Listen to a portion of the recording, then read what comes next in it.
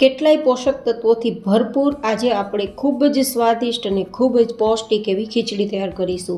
માત્ર થોડા દિવસ માટે જ્યારે પણ ભૂખ લાગે ત્યારે તમે પેટ ભરીને જો આ ખીચડી ખાશો તો ભૂખ્યા રહ્યા વગર અને કસરત કર્યા વગર થોડા જ દિવસોમાં તમારું 8 થી 10 કિલો જેટલું વજન ફટાફટ ઓછું થશે.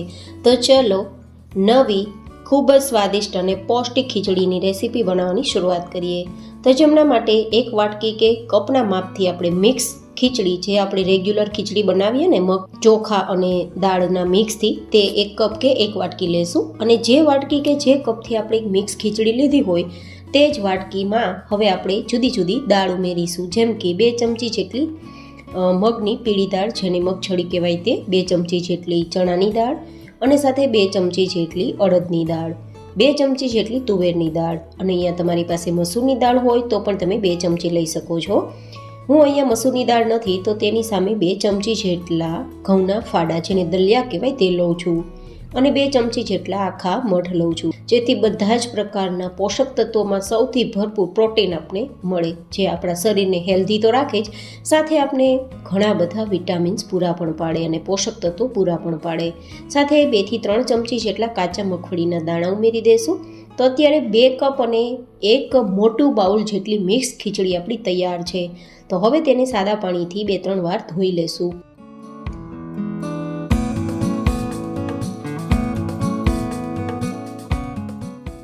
અને પછી આપણી આ ખીચડીને આપણે કુકરમાં લઈ લેશું. આપણે જેટલી ખીચડી લીધી છે તેનું 4 ગણું પાણી લેવાનું છે. મતલબ આપણે આ 1 મોટું બાઉલ ખીચડી હતું તો 4 મોટા બાઉલ પાણી ઉમેરીશું. કપથી જોઈએ તો 2 કપ ખીચડી સામે 8 કપ જેટલું આપણે પાણી ઉમેરીશું. અને 2 નાની ચમચી જેટલું અથવા તો સ્વાદ પ્રમાણે સેંધા નમક ઉમેરીશું.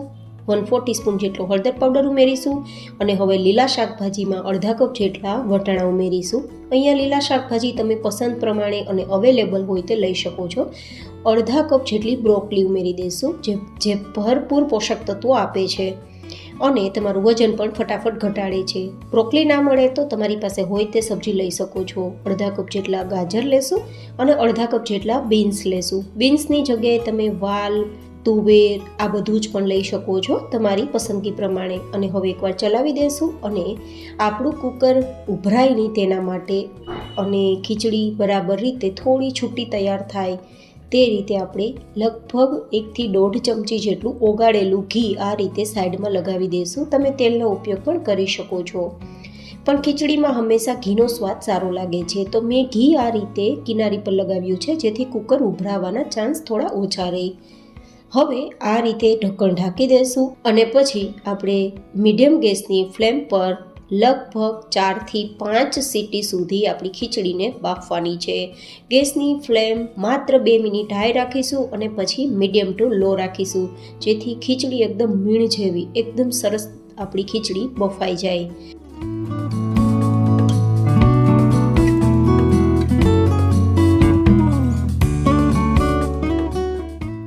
હવે એ ખીચડી બફાય ત્યાં સુધીમાં એકદમ સરસ મજાનો તડકો તૈયાર કરી લઈએ. તો 2-3 ચમચી ઘી ગરમ કરીશું. તમે તેલનો ઉપયોગ કરી શકો છો. સાથે આપણે ખડા મસાલામાં લાલ મરચું, જે સૂકું હોય તે, થોડા મીઠા લીમડાના પાન, જીરું અને રાઈ, સાથે થોડી હિંગ પણ ઉમેરી દઈશું. હું ફરી એકવાર કહું છું, તમે તેલનો તડકો લગાવી શકો છો, પણ ઘીનો તડકો એકદમ ખીચડીને સ્વાદિષ્ટ બનાવશે. અને આમ પણ જો ઘીનો તડકો લગાવશો તો એ શરીરમાં હેલ્થ બેનિફિટ્સ પણ વધારશે.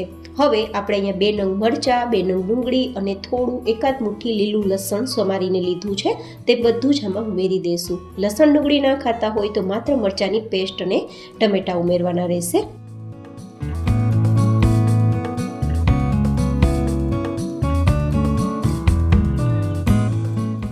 મેં અહીંયા અડધાથી 1 કપ જેટલા ટમેટાના ટુકડા પણ ઉમેરેલા છે અને 4-5 ઇંચ જેટલો આદુને આ રીતે ખમણી લેશું.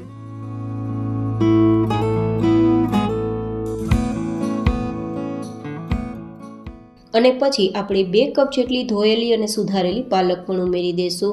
પાલકની અંદર આયરન ભરપૂર હોય છે, જે હિમોગ્લોબિન વધારશે, કબજિયાત દૂર કરશે અને તમારું પેટ એકદમ હલકું ફૂલકું કરશે. સાથે તમારા પેટનો કચરો સાફ કરશે.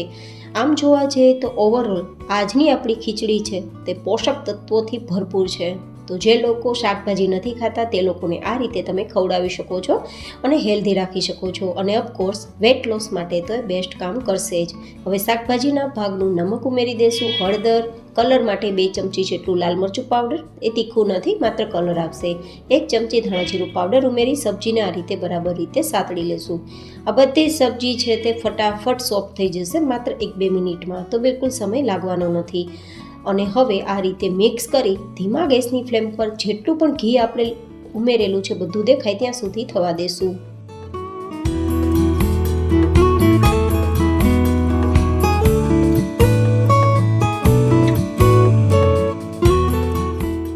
કુકરમાં 5 વિસલ આવી ગઈ છે અને ખીચડી પણ આપણી ઓલમોસ્ટ કૂક થઈ ગઈ છે. આ રીતે ચેક કરતાં ખીચડી તળિયે બેઠી પણ નથી અને દાણો સરસ બફાઈ ગયો છે. અને 2-3 મિનિટમાં જોઈએ ને તો આપણી બધી સબ્જી ઉપર ઘી દેખાવા લાગ્યું છે અને ઓલમોસ્ટ સબ્જી આપણી સોફ્ટ પણ થઈ ગઈ છે. તો આ સબ્જીને આપણે હવે તૈયાર થયેલ ખીચડીમાં ઉમેરી દઈશું અને મિક્સ કરી દઈશું. ગાઈઝ, આ ખીચડીમાં આયરન, ઝીંક, ફોસ્ફરસ, ફાઇબર અને પ્રોટીનનો ખજાનો છે. સાથે બીજા કેટલાય મિનરલ્સ અને પોષક તત્વો રહેલા છે જે પેટને લગતી કે પાચનને લગતી સમસ્યા તો દૂર કરશે જ કરશે, પણ સાથે સાથે જો તમારું મેટાબોલિઝમ લો હશે તો તેને પણ બૂસ્ટ કરશે અને પેટ પરની ચરબી જે જમા થઈ ગઈ છે તેને પણ ઓછી કરશે. ડાયાબિટીસના પેશન્ટ માટે પણ શુગરને લો કરવાનું કામ કરશે. તો આ ખીચડી ઓલ ઓવર ખૂબ જ ફાયદાકારક છે, કબજિયાત માટે પણ બેસ્ટ કારગર છે. તો આ ખીચડીને તમે સર્વગુણ સંપન્ન ખોરાક પણ કહી શકો, કારણ કે આમાં બધા જ મિનરલ્સ, બધા જ પોષક તત્વો રહેલા છે.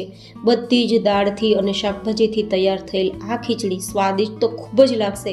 એકવાર ખાશો તો તમે આંગળા ચાટતા રહી જશો અને વારંવાર ખાવાનું પસંદ પણ આવશે. અને ખાશો તો ઓફકોર્સ તમને તેના પોષક તત્વો ભરપૂર મળવાના છે. તો બસ મિક્સ થઈ ગયા બાદ ઉપરથી ધાણા આપણે ઉમેરી અને ફરીથી મિક્સ કરી દઈશું. ગેસની ફ્લેમ હવે ટોટલી બંધ જ રાખીશું, કારણ કે હવે ખીચડીને વધારે કૂક કરવાની જરૂર છે જ નહીં. આટલી જે લૂઝ ખીચડી છે આપણે ખાવામાં ખૂબ મજા આવશે. આ ખીચડીને માત્ર તમે છાશ સાથે ખાશો તો પણ તમને મજા આવશે. કોઈ પણ પ્રકારની એક્સ્ટ્રા તમને ચટણીની કે પછી અથાણાની કે પછી કઢીની જરૂર જ નહીં પડે. રોટલી વગર પણ તમે આ ખીચડીને માણી શકશો. તો કેવી લાગી તમને મારી આજની આ ડિલિશિયસ ખીચડીની રેસિપી? કોમેન્ટમાં ફીડબેક જરૂર શેર કરજો. ફરી મળીશું એક નવી જેન હેલ્ધી રેસિપી સાથે. ત્યાં સુધી stay healthy and stay happy.